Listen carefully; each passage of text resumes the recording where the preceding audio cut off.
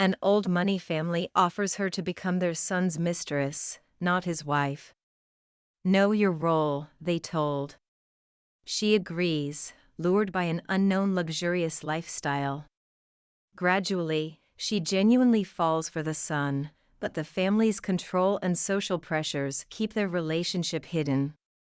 In the bustling heart of the city, amidst the glittering lights and the echo of laughter, Caroline walked through the grand hall of the charity event, feeling like a fish out of water. The event was a vibrant mix of the city's elite, all dressed in their finest, a stark contrast to Caroline's simple yet elegant dress, a testament to her middle-class roots. She moved gracefully, her eyes wide with a mix of awe and subtle apprehension, taking in the opulent surroundings that were worlds apart from her own modest upbringing. Caroline had always been ambitious, her intelligence and hard work propelling her from her humble beginnings to a promising career. But tonight, in this sea of wealth and privilege, she felt a twinge of uncertainty. She had been invited to this event by her boss, a nod to her exceptional performance at the small but reputable marketing firm where she worked. As she mingled, trying to appear more confident than she felt, her gaze landed on a man standing across the room. He was the embodiment of old-world charm and modern sophistication, his demeanor exuding an effortless charisma. He was Albert Sterling, the only son and heir to the Sterling fortune, a name synonymous with wealth and influence in the city. Their eyes met, and Caroline felt a jolt of electricity. Albert's gaze lingered on her, a curious smile playing on his lips before he was whisked away by a group of well-dressed socialites. Caroline couldn't help but feel intrigued by him, yet she quickly brushed off the feeling, reminding herself of the divide that lay between their worlds. The evening wore on, filled with speeches, laughter, and the clinking of glasses. Caroline found herself in a conversation with a group of women who were discussing the latest trends in fashion, a topic she had little interest in but listened to politely. It was then that Albert approached, his presence causing a noticeable stir in the group. "May I steal Caroline for a moment?" Albert asked, his voice smooth and confident. The women looked at Caroline with a mix of envy and curiosity as she excused herself, following Albert to a quieter corner of the hall. "I couldn't help but notice you," Albert began, his eyes holding hers. "You seem different from the usual crowd here. More real." Caroline felt a blush rise to her cheeks. "I'm not sure if that's a compliment or not at these kinds of events," she replied, trying to match his ease. "It's a compliment," Albert assured her with a warm smile. "These events can be dreadfully monotonous. It's refreshing to meet someone who isn't just another fixture of this gilded world." As they talked, Caroline found herself drawn to Albert's charm and wit. He spoke of his travels, his love for art, and his passion for philanthropy, but she could sense an undercurrent of loneliness in his words, a hint of being trapped in a life predetermined by his lineage. The night ended with a promise of a future meeting, an offer Caroline accepted with a mix of excitement and apprehension. As she left the event, the city lights seemed to shine a little brighter, but her mind was filled with conflicting emotions. She had stepped into a world that was hidden from her view, a world that was alluring yet intimidating, and little did she know, her life was about to change in ways she couldn't have imagined. In the weeks following the charity event, Caroline found her thoughts frequently drifting to Albert. His charming demeanor and the intriguing glimpse into his world had left an indelible mark on her. Yet, she reminded herself to stay grounded, to not get carried away by a fleeting encounter with the city's most eligible bachelor. Her life continued in its usual rhythm, juggling deadlines at the marketing firm and her modest social life, until one unexpected afternoon. Caroline was summoned to an impromptu meeting at a lavish downtown hotel, under the guise of a potential client meeting. The reality, however, was far from what she anticipated. Seated in a private lounge, surrounded by opulence she had only briefly tasted, was Albert's mother, Mrs. Eleanor Sterling. The matriarch of the Sterling family carried herself with an air of indisputable authority and elegance. Her sharp gaze studied Caroline with an intensity that made her feel both scrutinized and somewhat insignificant. "Miss Caroline, thank you for joining me," Eleanor began, her voice smooth but carrying an underlying firmness. "I'll be straightforward. My son, Albert, has taken a liking to you. While we appreciate his choices, there are certain expectations and responsibilities that come with being a Sterling." Caroline listened, her heart racing as Eleanor laid out the unimaginable. The Sterling family was offering her financial security and a life of luxury beyond her dreams. In exchange, she was to be Albert's companion, his mistress, but with one unbreakable condition: she must never marry him. The proposition struck Caroline like a thunderbolt. The Sterlings were offering her a golden cage, a life where she could indulge in every material desire, but at the cost of her freedom and dignity. It was evident that the family saw her as a suitable diversion for Albert, but not as a worthy partner. Eleanor's voice was laced with a mix of persuasion and a subtle threat as she spoke. "Consider the benefits, my dear. You will be well taken care of, and in return, you simply have to be a comforting presence for my son. But remember, our family's reputation is paramount." Caroline felt a tumult of emotions raging within her. The offer was tempting, a shortcut to a life of ease and comfort. Yet, it clashed violently with her values and the life she envisioned for herself. The thought of being in a relationship with Albert, yet always in the shadows, was both alluring and heartbreaking. After the meeting, Caroline walked the streets aimlessly, her mind a whirlpool of thoughts. She thought of her struggling family, the debts that weighed heavily on her shoulders, and the life of struggle she had always known. And then there was Albert, his smile, his laughter, and the brief moments of genuine connection they had shared. Torn between her principles and the allure of a life free from financial worry, Caroline knew this decision would alter the course of her life forever. After a sleepless night, she made her choice, a choice that was driven by necessity more than desire. With a heavy heart, Caroline agreed to the Sterlings' proposition, stepping into a world that was as dazzling as it was dangerous, unaware of the heartache and challenges it would bring. Caroline's life underwent a transformation that was as rapid as it was surreal. Within days of accepting the Sterlings' proposition, she found herself relocated to a luxurious apartment in one of the city's most exclusive neighborhoods, a stark contrast to her previous modest living conditions. The Sterlings had spared no expense in ensuring her comfort, yet each lavish furnishing in her new home felt like a reminder of the agreement she had entered into. Albert was a frequent visitor, his presence bringing a mix of joy and complexity to her life. He was charming and attentive, showing her a side of him that was vulnerable and endearing.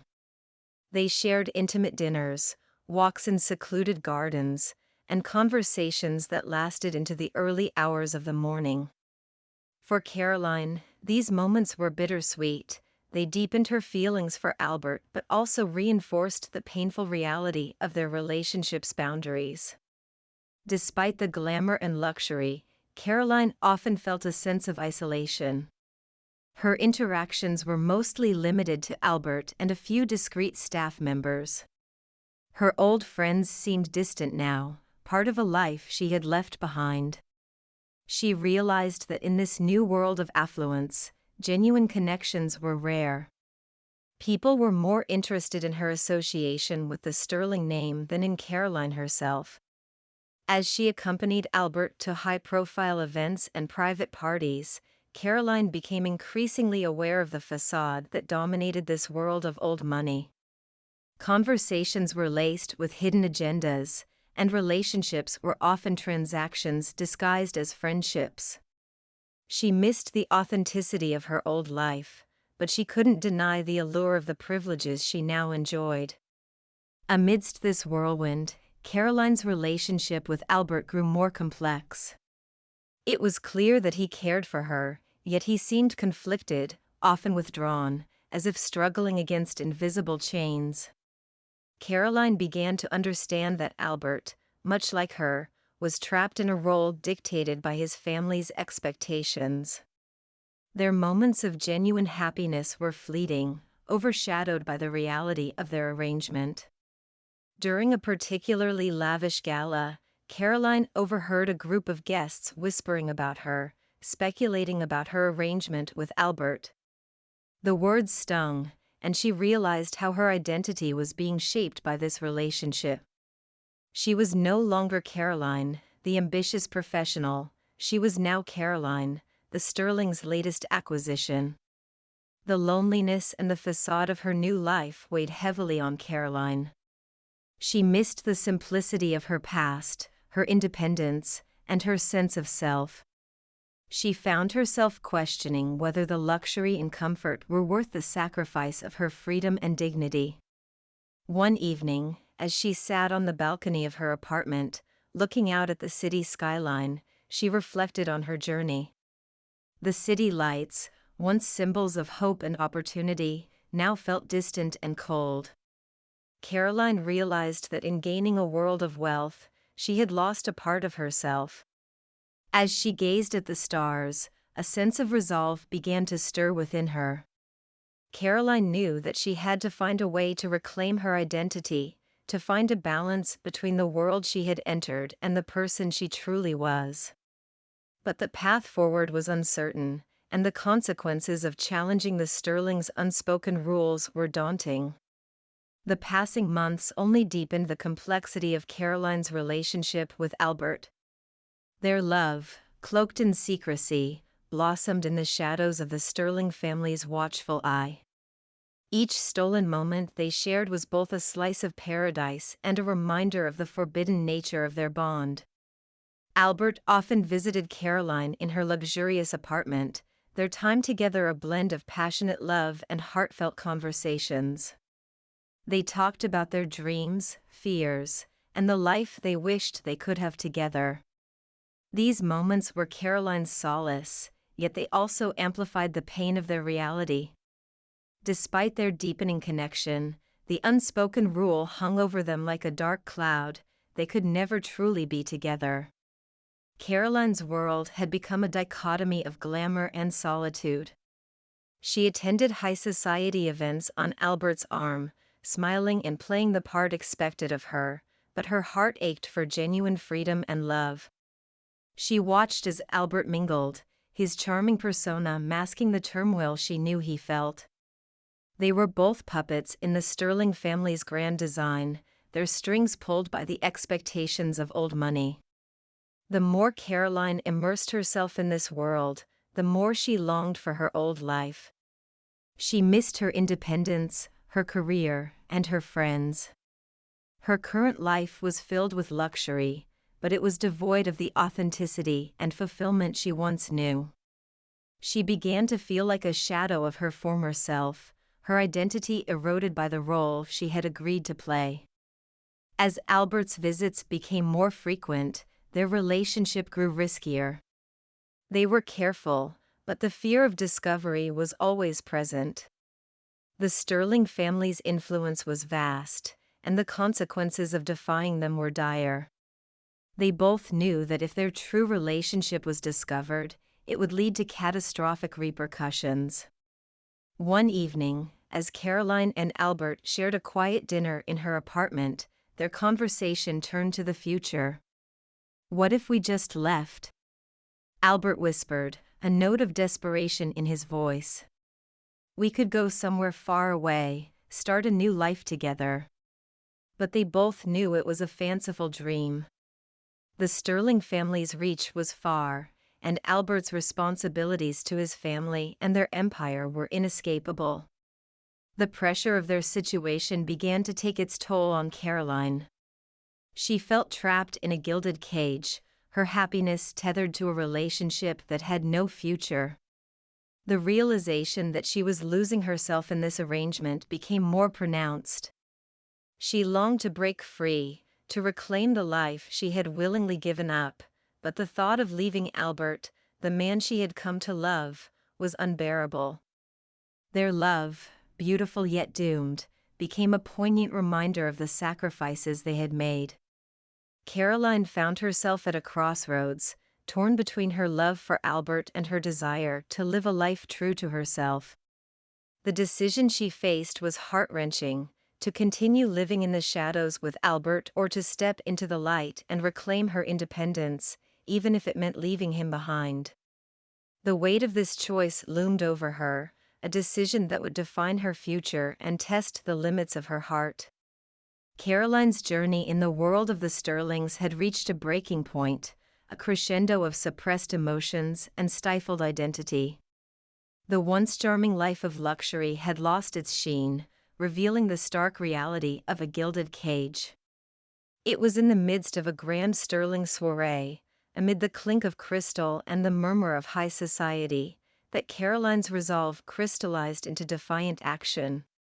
As she navigated through the sea of opulence, each step felt heavier, each smile more strained. The veneer of the perfect companion, the role she had played so well, was cracking. Albert, ever the attentive partner, sensed the change in her but was powerless against the tide of events about to unfold. The turning point came when Caroline found herself alone with Albert and his mother, Eleanor Sterling, in a secluded part of the estate. Eleanor's words were laced with condescension, a reminder of Caroline's place in their world.